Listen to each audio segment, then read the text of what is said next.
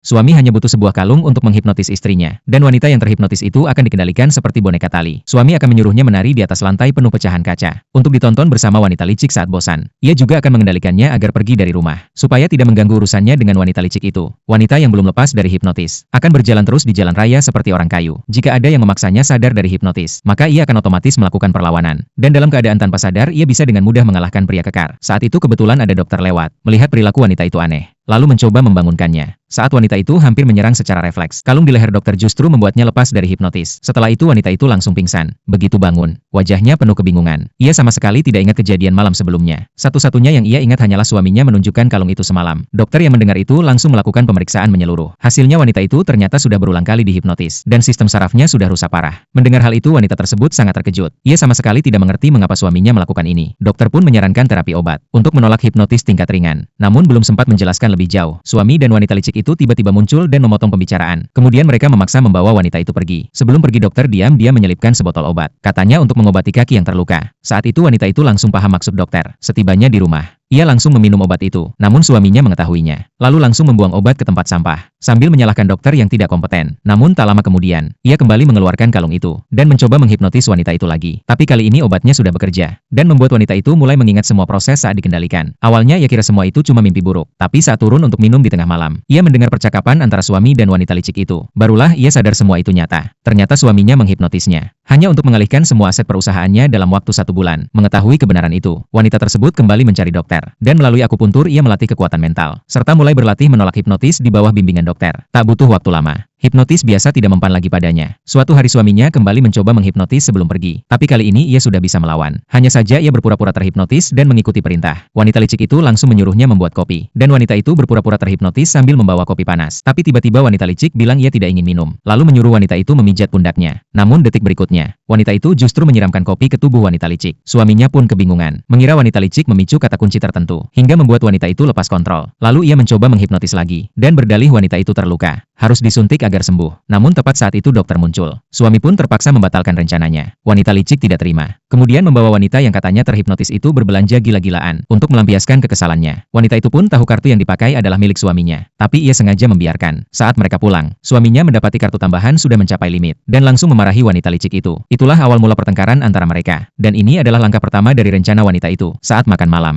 wanita licik kembali menyuruhnya membuat sup bayam. Padahal ia tahu suaminya alergi bayam, namun ia pura-pura tidak tahu. Benar saja, baru satu tegukan suaminya langsung menyadari ada yang aneh. Suaminya mulai curiga padanya, dan kembali mencoba mengujinya. Tapi setelah melihat reaksinya, kecurigaan itu pun sirna. Padahal, perlawanan wanita itu baru saja dimulai.